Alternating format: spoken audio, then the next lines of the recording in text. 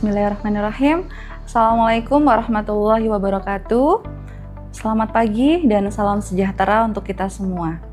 Perkenalkan, saya Dr. Rahmania Sri Untari, MPD, salah satu dosen program studi Pendidikan Teknologi dan Informasi, Fakultas Psikologi dan Ilmu Pendidikan Universitas Muhammadiyah Sidoarjo. Sebagai dosen, saya memiliki kewajiban untuk melaksanakan Tridharma perguruan tinggi, yakni pendidikan dan pengajaran, penelitian dan pengabdian kepada masyarakat. Pada bidang pengajaran, saya mengampu mata kuliah algoritma dan struktur data. Mata kuliah tersebut sesuai dengan bidang keilmuan saya, yaitu bidang inovasi, media, dan teknologi pembelajaran, khususnya teknologi media, teknologi kreatif, dan Creative Teaching and Learning. Baik, pada kesempatan kali ini saya akan menjelaskan salah satu mata kuliah yang saya ampu, yaitu mata kuliah Algoritma dan Struktur Data. Algoritma dan Struktur Data adalah mata kuliah keilmuan wajib. Mata kuliah ini ditempuh mahasiswa pada semester 2 dengan bobot mata kuliah ini adalah 3 SKS. Adapun capaian pembelajaran atau CPL mata kuliah Algoritma dan Struktur Data yaitu CPL 2 KKA 4 menunjukkan sikap bertanggung jawab atas pekerjaan di bidang keahliannya secara mandiri. CPL 4 menguasai secara teoritis teknologi modern dengan menggunakan perangkat lunak dalam melaksanakan pekerjaan. CPL 9 mampu berkomunikasi secara efektif. Nah, adapun capaian pembelajaran pada mata kuliah atau CPMK pada mata kuliah Algoritma dan Struktur Data yaitu CPMK 7. Mahasiswa mampu membuat algoritma untuk menyelesaikan suatu masalah dan membuat program dengan algoritma yang dibuat.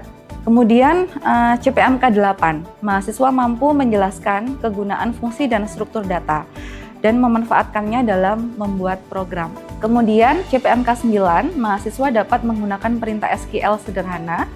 CPMK 10, menguasai dasar-dasar algoritma dan pemrograman untuk memecahkan masalah. Berikutnya adalah materi pembelajaran pada mata kuliah Algoritma dan Struktur Data mencakup algoritma dan struktur data dalam sistem, kemudian konsep algoritma dan struktur data, sintak-sintak yang ada dalam algoritma dan struktur data, kemudian merancang aplikasi sederhana algoritma dan struktur data, algoritma dan struktur data dengan beberapa fungsi. Nah, agar CPMK ini tercapai dengan maksimal, maka saya menggunakan pendekatan Student Centered Learning dengan menggunakan model pembelajaran Problem Based Learning atau PBL.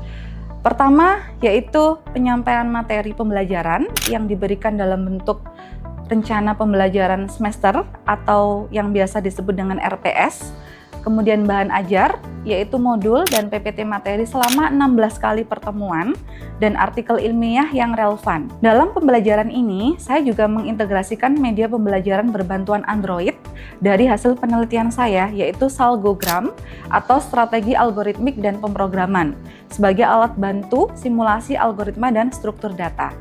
Kedua, yaitu orientasi mahasiswa dengan menyajikan masalah yang nyata atau skenario masalah yang relevan, kompleks, dan tidak memiliki satu jawaban tunggal.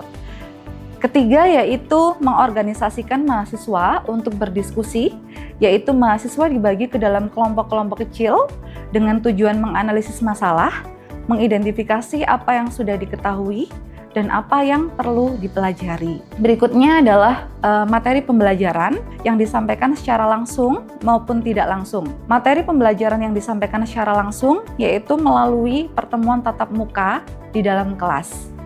Sedangkan materi pembelajaran secara tidak langsung diberikan melalui LMS yang bernama e-learning Umsida dengan alamat e-learning.umsida.ac.id. Pada LMS tersebut, mahasiswa dapat mengakses secara mandiri seperti RPS, bahan ajar, seperti modul, PPT, pengumpulan tugas-tugas perkuliahan.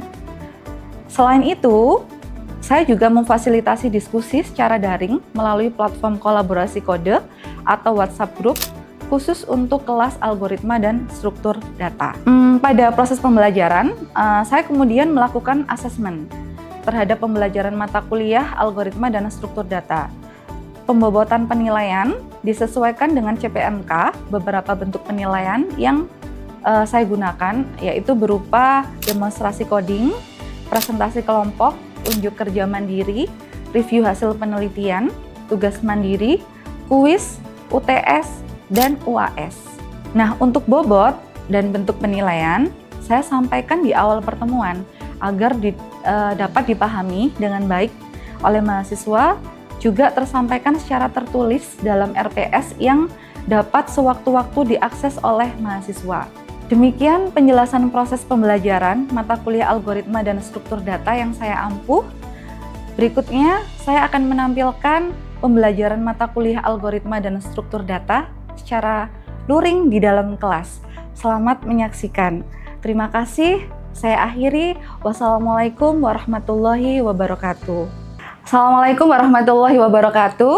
Waalaikumsalam warahmatullahi wabarakatuh. Alhamdulillah, kayaknya semangat sekali ya pagi hari ini. Oke, saya ulang ya, biar makin semangat ya. Assalamualaikum warahmatullahi wabarakatuh. Waalaikumsalam warahmatullahi wabarakatuh. Gimana kabarnya hari ini? Baik. Oke, biar kompak ya. Gimana logannya? Alhamdulillah, luar biasa, Allahu Akbar. Oke, gimana kabarnya hari ini? Alhamdulillah, luar biasa, Allahu Akbar. Oke, teman-teman, sebelum kita mulai perkuliahan hari ini, kita berdoa dulu sesuai dengan keyakinan masing-masing agar kegiatan pembelajaran hari ini bisa dilaksanakan dengan lancar dan manfaat untuk kita semua. Oke, berdoa mulai. Oke, berdoa selesai. Oke, teman-teman, sebelum kita mulai pembelajaran hari ini, minta tolong untuk absen dulu ya. Silakan bisa scan barcode di depan.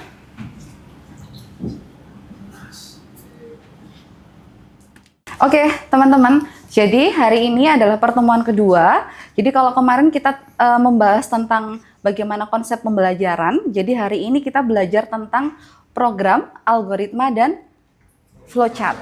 Oke, jadi tujuan pembelajaran kita hari ini ada 4.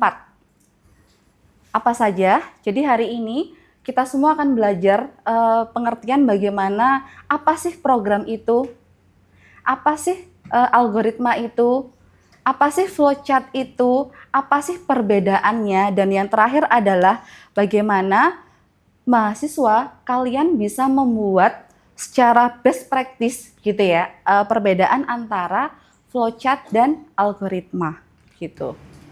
Oke, teman-teman, sebelum saya menjelaskan apa itu program, apa itu algoritma, dan apa itu flowchart, saya pengen tahu dulu, ada yang tahu nggak apa sih beda dari ketiga definisi ini?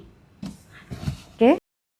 Ya, jadi program itu merupakan sebuah implementasi konkret dari sebuah algoritma yang disusun dalam bahasa pemrograman tertentu seperti Python, C++, Java, sehingga dapat dijalankan pada komputer.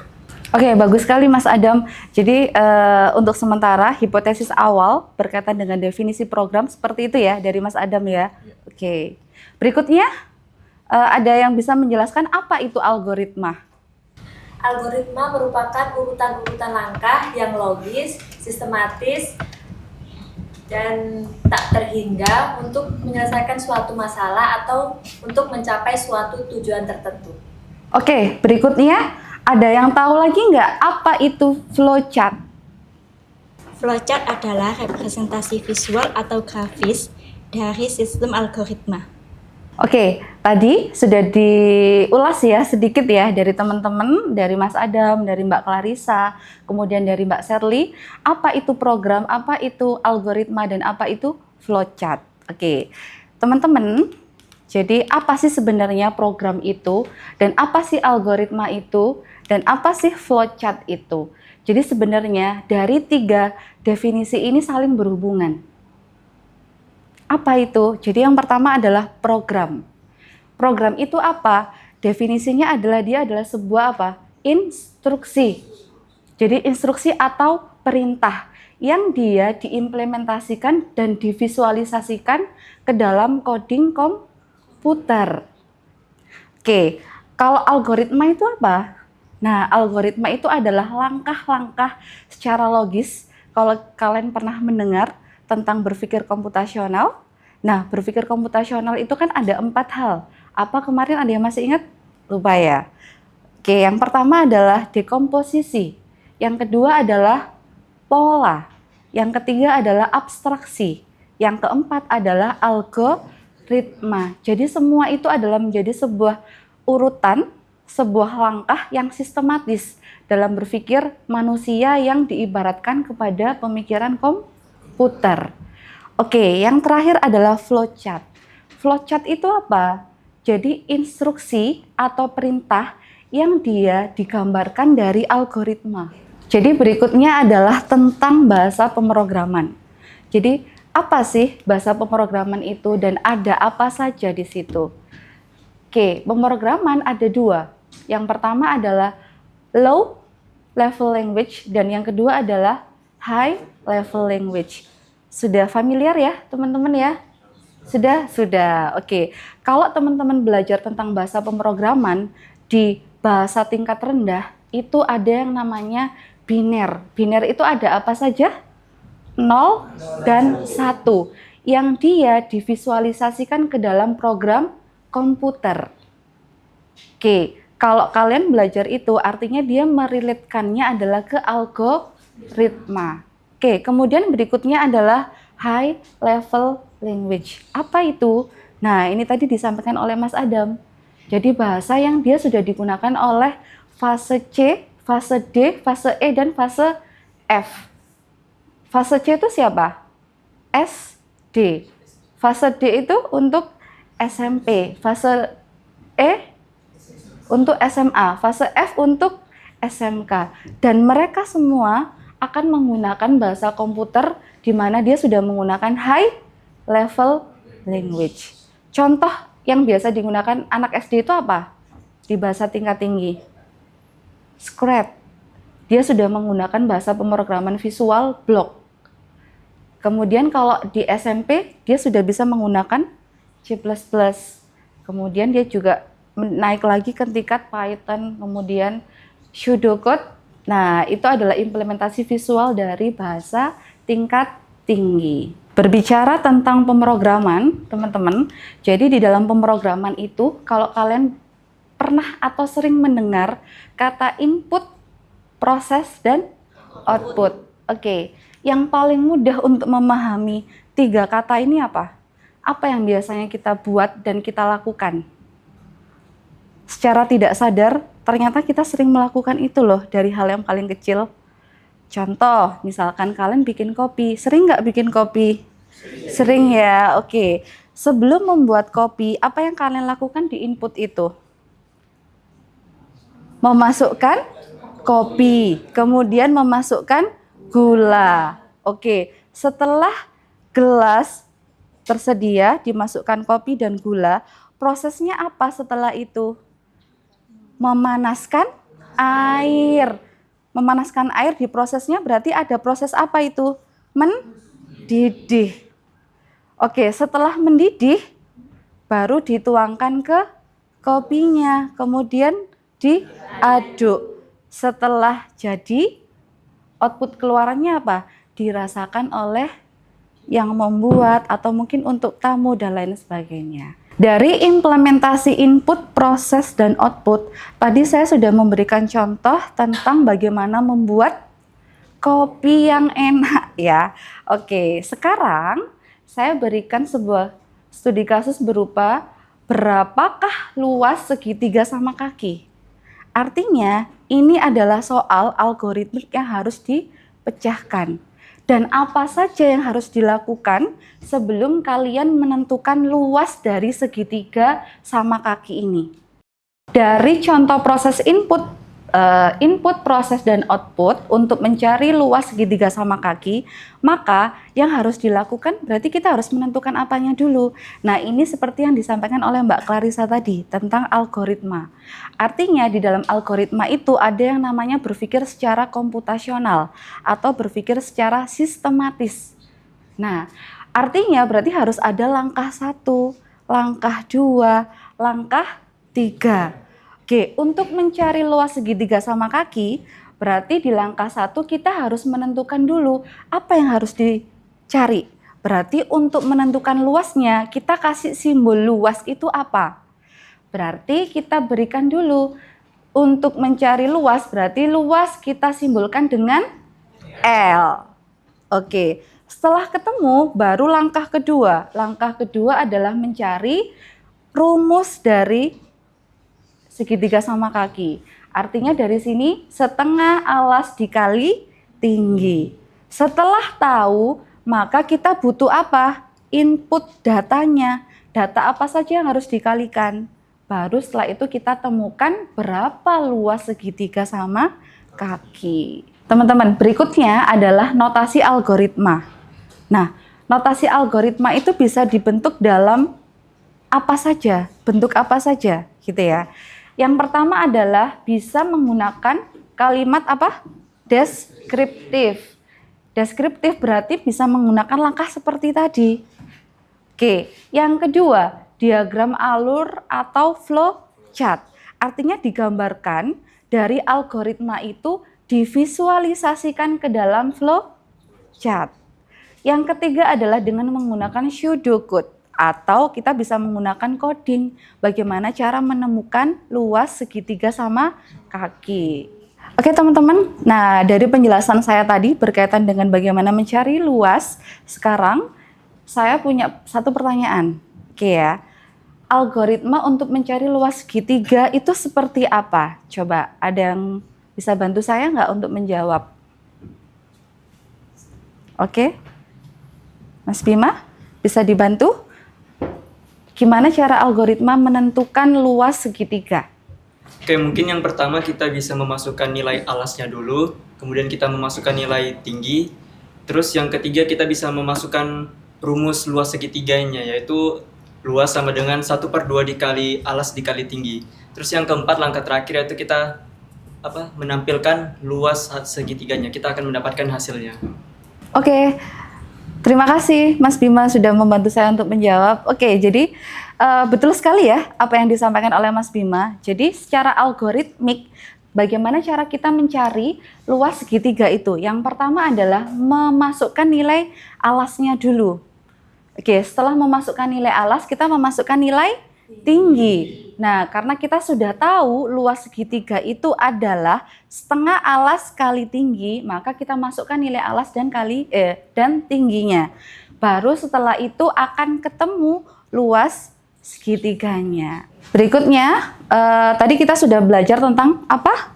Program, tentang algoritma. Oke, sekarang kita belajar tentang apa itu flowchart. Oke ya, flowchart ada 2 teman-teman. Jadi kalau teman-teman sering melihat bagan gambar yang divisualisasikan, nah yang biasanya dilihat itu adalah program flowchart. Nah sedangkan ternyata flowchart itu ada 2, sistem flowchart dan program flowchart. Jadi apa itu flowchart sistem? Apa itu flowchart program? Jadi kalau berbicara tentang sistem, artinya dia akan secara menyeluruh berkaitan dengan komputer. Artinya simbol yang digunakan secara masukan program itu juga pasti akan berbeda dengan program flowchart. Nah, sedangkan program flowchart itu berbicara tentang bagaimana proses atau alur yang ada di dalam sistem itu. Jadi bagian kecil dari program itu ada di sistem. Jadi sistem adalah bagian besarnya dan program adalah bagian kecilnya.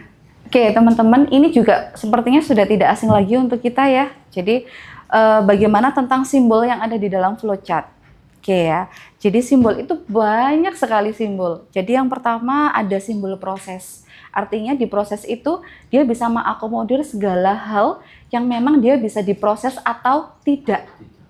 Kemudian yang kedua adalah simbol manual, yang dia biasanya dilakukan secara manual oleh komputer.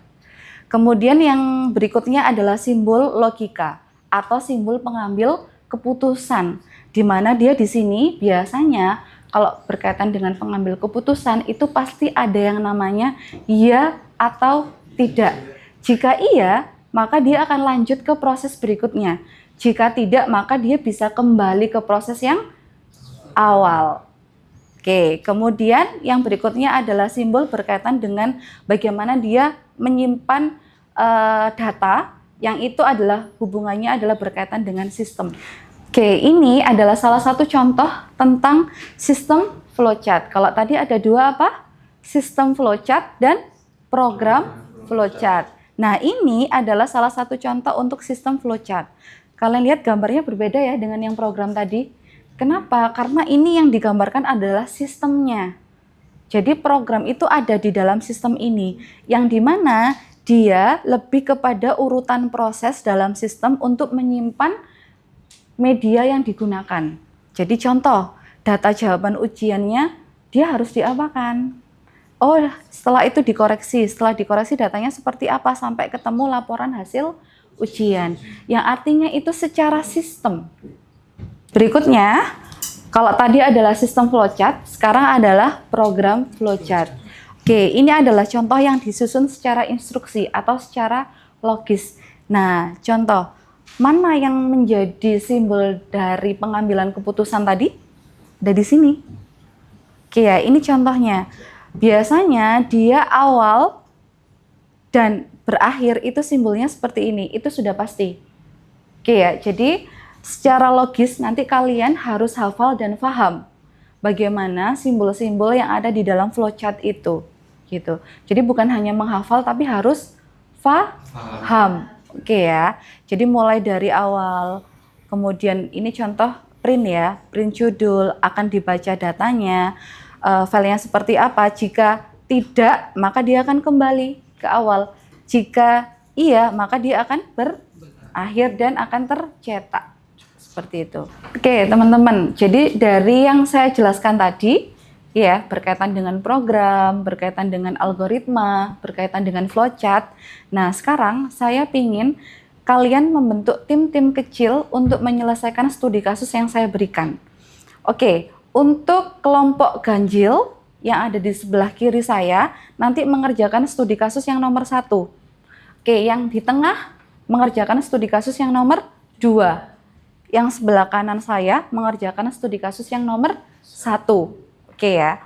Yang pertama adalah buatlah algoritma untuk meminta masukan sebuah bilangan dari pengguna, kemudian menampilkan bilangan apakah bilangan tersebut merupakan bilangan ganjil atau genap. Oke. Yang kedua, buatlah algoritma untuk mencari bilangan terbesar dari dua buah bilangan yang diinputkan oleh user. Oke, sekarang silakan teman-teman membentuk tim. Jadi timnya nanti untuk yang baris pertama dengan baris kedua, baris ketiga dengan baris keempat, dan seterusnya. Sama ya, untuk yang di sebelah kiri saya juga seperti itu. Gitu. Silakan. Setelah ini kalian membentuk kelompok dengan timnya masing-masing. Oke, silakan berdiskusi dengan timnya masing-masing. Waktunya 5 menit saja ya. Oke, waktunya selesai ya teman-teman. Oke, sekarang tim berapa yang mau menyampaikan hasil diskusinya? Angkat tangan. Oke, timnya Mas Usman dan oke, timnya Mbak Nada. Silakan. Jadi algoritma untuk menentukan bilangan itu, bilangan ganjil atau bilangan genap. Yang pertama kita memasukkan satu bilangan, kemudian bilangan itu kita bagi dengan angka 2. Jika hasilnya 0, berarti bilangan itu bilangan genap. Jika hasilnya selain 0, maka bilangan itu bilangan ganjil. Jadi hasil diskusi dari kelompok kita, yang pertama, langkah pertama adalah memasukkan bilangan A. Yang kedua, memasukkan bilangan B dan bandingkan bilangan A dan bilangan B. Lalu, apakah bilangan A lebih besar dari bilangan B? Jika iya, maka bilangan A adalah bilangan terbesar. Dan jika tidak, maka bilangan B adalah bilangan terbesar. Oke, Mbak Nada, terima kasih. Oke, terima kasih untuk dua kelompok tadi yang sudah menyampaikan hasil diskusinya. Kita kasih aplaus dulu dong. Oke, terima kasih. Oke, jadi artinya dari apa yang saya sampaikan tadi, teman-teman sudah paham apa itu program, apa itu algoritma, dan apa itu flowchart. Oke, dari studi kasus yang saya berikan tadi, di sini ada 5 langkah yang harus dilakukan untuk menentukan apakah dia bilangan ganjil atau genap. Oke, yang pertama adalah memasukkan dulu bilangannya. Oke, setelah dimasukkan, yang kedua dibagi 2, gitu ya. Setelah dibagi 2, jika hasilnya sama dengan 0, jika hasilnya sama dengan 0, maka dia adalah bilangan genap. Dan jika dia dibagi 2, tidak sama dengan 0, maka dia adalah bilangan ganjil. Oke, untuk studi kasus yang kedua, ya tadi kan kita minta untuk menentukan bilangan ganjil atau genap. Nah, sekarang bagaimana menentukan bilangan yang terbesar? Oke, langkah pertama apa? Menentukan atau memasukkan bilangan A. Yang kedua, kita masukkan bilangan B karena dia ada pembanding antara A dan B, karena yang disuruh perintahnya adalah mencari mana bilangan yang paling besar. Artinya di situ pasti ada yang namanya korelasi atau pembanding. Oke, setelah dimasukkan 2 bilangan itu, dibandingkan besar mana A dan B.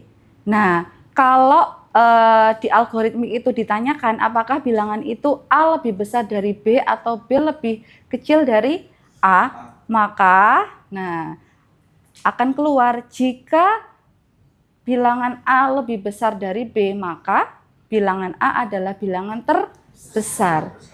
Jika tidak, maka bilangan itu adalah bilangan yang terbesar dari B lebih dari A. Oke, dari sini paham? Paham ya. Dari pembelajaran kita hari ini, dari sesi pertama, sesi kedua, sesi terakhir, ada nggak yang mau ditanyakan? Tidak. Oke, sudah paham semua? Sudah. Oke, sebelum saya menutup pembelajaran hari ini, saya ingin mendengar bagaimana refleksi dari pembelajaran hari ini. Mungkin dari 1, 2, atau 3 mahasiswa bisa menyampaikan kesan, pesan untuk pembelajaran hari ini seperti apa. Siapa yang mau menyampaikan? Oke, Mas Dery. Setelah mengikuti pembelajaran dari Bu Rahma, saya tidak hanya cuma menghafal saja Bu, tapi bisa menerapkan di keseharian saya, dan saya rasa pengetahuan saya lebih menambah. Oke, terima kasih Mas Dery. Oke, berikutnya ada yang mau menyampaikan lagi? Oke, Mbak Anggita. Menurut saya pembelajaran inovatif kali ini membuat saya merasa tertantang untuk bisa berpikir secara kritis dan juga mencari solusi dari sebuah permasalahan. Oke, terima kasih Mbak Anggita. Oke, jadi secara keseluruhan, secara komprehensif ya, saya ingin menyampaikan bahwa ternyata secara alur, secara relasi gitu ya, secara hubungan antara program algoritma dan flowchart itu sangat berhubungan gitu ya ternyata ya gitu. Jadi kalau mungkin boleh saya menyimpulkan gitu ya, berkaitan dengan apa sih perbedaan itu, ternyata dari urutan algoritma yang secara taktis, secara logis, dan secara sistematis itu bisa kita gambarkan ke dalam sebuah flowchart. Nah, flowchartnya itu dibentuk dalam sebuah visualisasi, di mana mungkin secara deskriptif orang mungkin belum bisa menangkap secara poin, maka bisa digambarkan melalui flowchart. Nah, dari flowchart itu kemudian diimplementasikan ke dalam program yang dia keluarannya adalah berupa output, input, biner, 1, 0, atau mungkin coding yang ada di dalam program komputer. Oke, teman-teman, alhamdulillah hari ini kita sudah menyelesaikan CPMK pada mata kuliah algoritma dan struktur data. Jadi Alhamdulillah hari ini bisa berjalan dengan lancar dan semoga bisa memberikan manfaat untuk kita semua. Karena kita awali tadi dengan doa, maka kita akhiri juga dengan berdoa menurut keyakinan masing-masing. Oke, berdoa mulai.